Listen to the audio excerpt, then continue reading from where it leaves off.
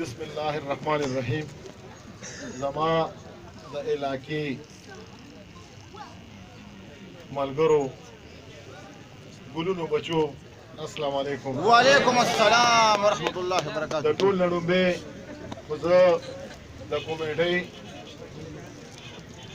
چې کوم دې کمیټۍ پروګرام کړی دی د هغې شکریه ادا کوم او بیا د دواړو ټیمونو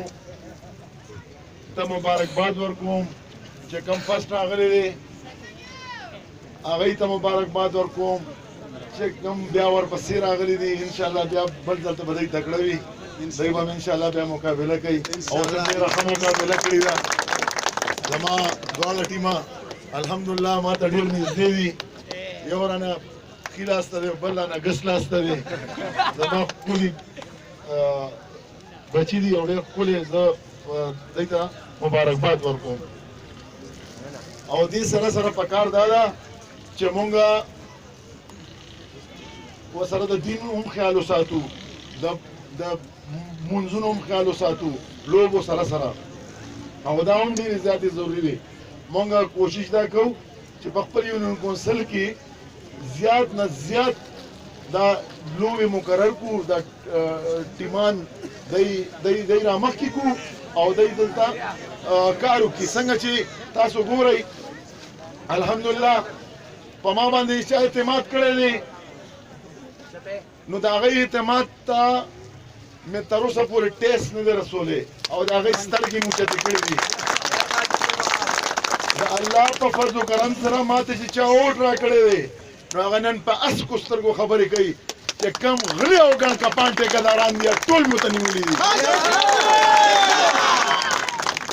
او چې په کم ځای کې ناقص کار شوی دی نو هغه یو قسم ما نه دی پرېښی که هغه په دې ډسټرکټ کې په هر ځای کې دی الحمدلله نن زما په یونین کونسل کې که په شابړه کې دی که په میره کې دی ښکلي کارونه شروع دي د شابړې دا روډ دا یو مشکل کار و او زما دپاره چیلنج و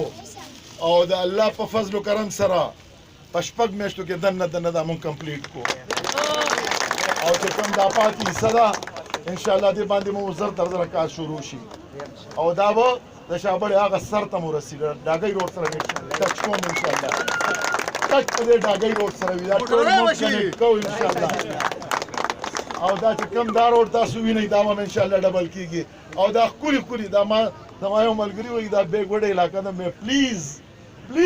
دې ته ګوره دا ونه دا الحمدلله نن پکې دا دومره غټه یونیورسټي وګورئ نن پکې دا کالجونه وګورئ دا د 10 کالو زموږ د محنت برکت دی زموږ کوشش دا دی په تمام صوبه سرحد کې په اول نمبر راولو زه چې کله زما علاقې ته یا زما حلقې ته داسې څه خبر راځي نو زه هم زما موټران خفه نه شي دی ته به زما نه زیات کار کوئ زه تاسو ته پته ده زه بعضې خلک وایي چې دی به مخکې ډېر ګرځېدو اوس دلته لږ راځي نو زه تاسو ته وایم د هغې وجه څه ده د هغې وجه دا ده چې ما سره پوره ضله ده دې وخت کې او په تمامو غرونو کې په دې چې څومره ضله کې پاتې کلي دي په هغه ټولو کې زه ګرځم او دې دپاره ګرځم چې کوم چیف منسټر او زمونږ MNA زمونږ خلکو چې کوم دې دپاره منظوریانې ورکړي دي او کوم روډونه پکې جوړېږي کوم سکولونه چې دې وخت کې جوړېږي نو د هغې دپاره مونږ کوشش دا دی چې هلته کې ښه نه ښه کار وشي او دې خلکو ته ما ویلي دي که زه دلته نه یم نو تاسو ټول دلته موجود یئ سرکاري افسرانو ته سرکاري محکمو ته مې ویلي دي چې دا زما علاقه زما حلقه زما یونین کونسل دا به د الله په فضل و کرم سره په تمام ډسټرکټ کې دا په اول نمبر وي هغې وجه څه ده هغې وجه دا ده چې زه په نورو کلو کې کار کوم او په نورو یونین کونسلو کې کار کوم نو زما په کار دا ده چې زما حلقې ته به د انشاءالله په ښه نظر به ورته کوي او تاسو دپاره زه دا ویم چې دا تاسو کم محنت وکړو د کمیټۍ دپاره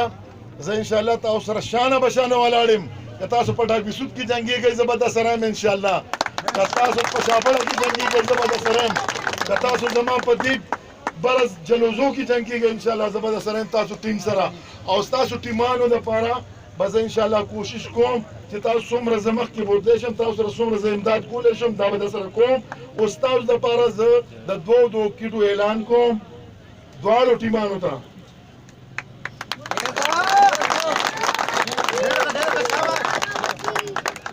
ګیاره ته ټیک ده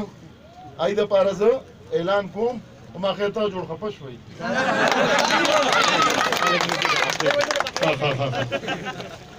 ما یو کنه پوره پرې خوشحال نه شوئ اوس داسې کار اذان شروع شو او په اخر کې زه